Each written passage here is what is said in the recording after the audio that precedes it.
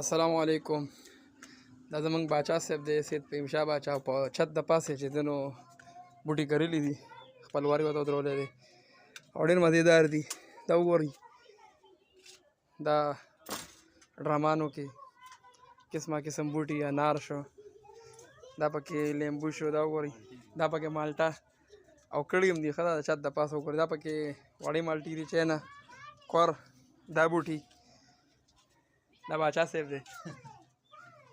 دا وګورئ، تورای هم پکې دي.